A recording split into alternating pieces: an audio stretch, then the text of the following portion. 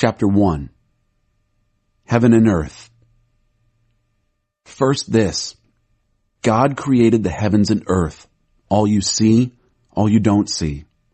Earth was a soup of nothingness, a bottomless emptiness, an inky blackness. God's spirit brooded like a bird above the watery abyss. God spoke, light, and light appeared. God saw that light was good and separated light from dark. God named the light day. He named the dark night. It was evening. It was morning. Day 1. God spoke, sky, in the middle of the waters, separate water from water. God made sky.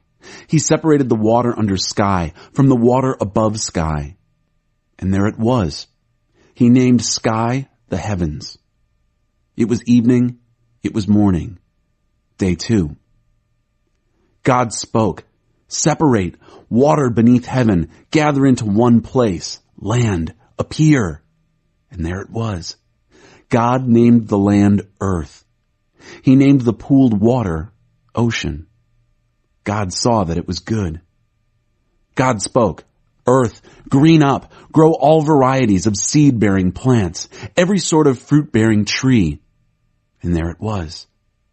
Earth produced green, seed-bearing plants, all varieties, and fruit-bearing trees of all sorts. God saw that it was good. It was evening, it was morning. Day 3. God spoke, lights, come out, shine in heaven's sky, separate day from night, mark seasons and days and years, lights in heaven's sky to give light to earth. And there it was. God made 2 big lights, the larger to take charge of day, the smaller to be in charge of night. And he made the stars. God placed them in the heavenly sky to light up earth and oversee day and night, to separate light and dark. God saw that it was good. It was evening. It was morning. Day 4. God spoke, swarm, ocean, with fish and all sea life, birds, fly through the sky over earth. God created the huge whales, all the swarm of life in the waters, and every kind and species of flying birds. God saw that it was good. God blessed them. Prosper, reproduce, fill ocean. Birds, reproduce on earth. It was evening. It was morning. Day 5.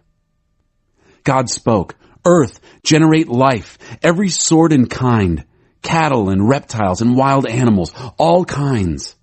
And there it was, wild animals of every kind, cattle of all kinds, every sort of reptile and bug. God saw that it was good. God spoke, let us make human beings in our image, make them reflecting our nature, so they can be responsible for the fish in the sea, the birds in the air, the cattle, and yes, earth itself, and every animal that moves on the face of the earth. God created human beings. He created them godlike, reflecting God's nature. He created them male and female. God blessed them. Prosper, reproduce, fill earth, take charge.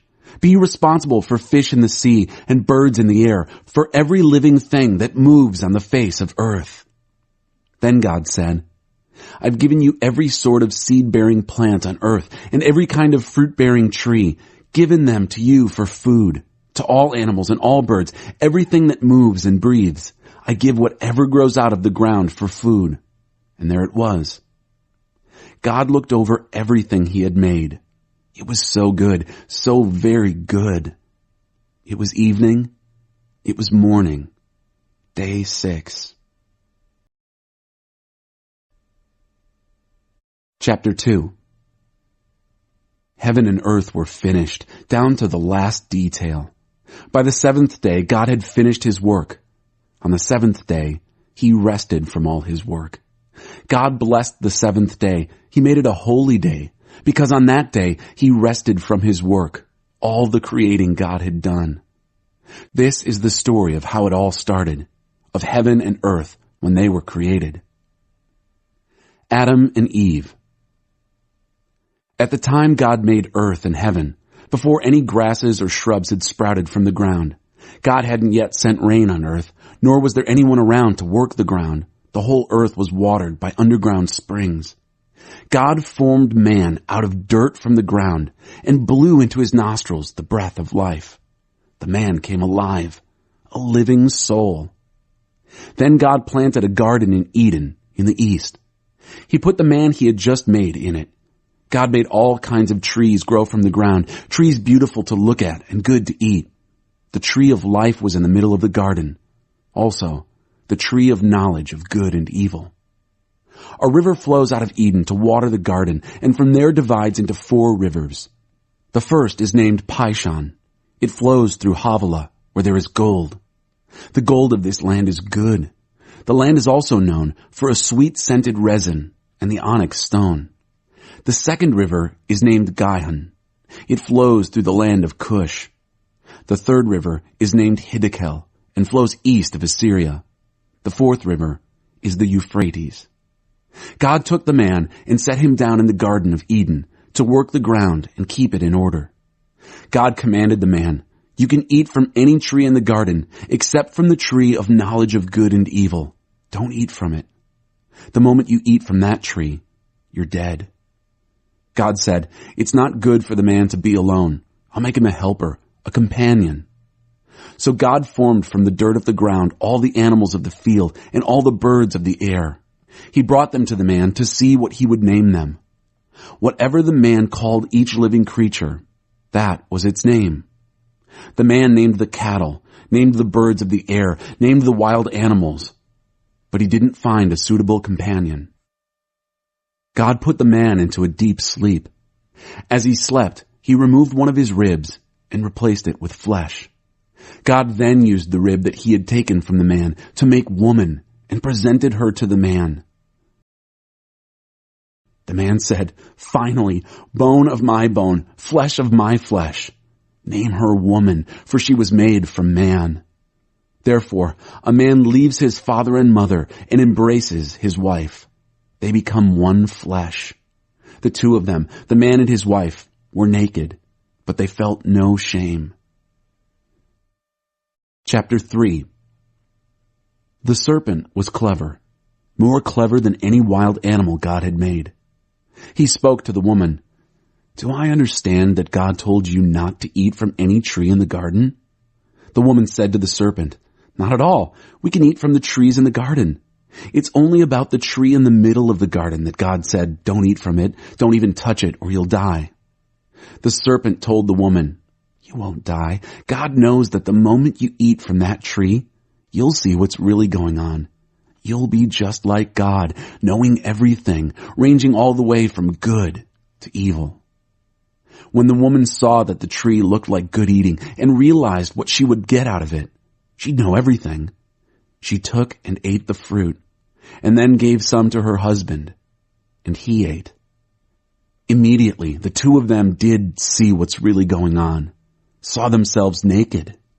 They sewed fig leaves together as makeshift clothes for themselves. When they heard the sound of God strolling in the garden in the evening breeze, the man and his wife hid in the trees of the garden, hid from God. God called to the man, "Where are you?" He said, "I heard you in the garden and I was afraid because I was naked and I hid." God said, "Who told you you were naked?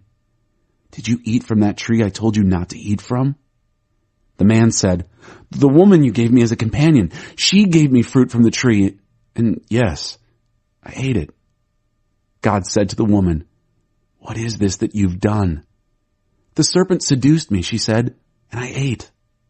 God told the serpent, "Because you've done this, you're cursed, cursed beyond all cattle and wild animals, cursed to slink on your belly and eat dirt all your life.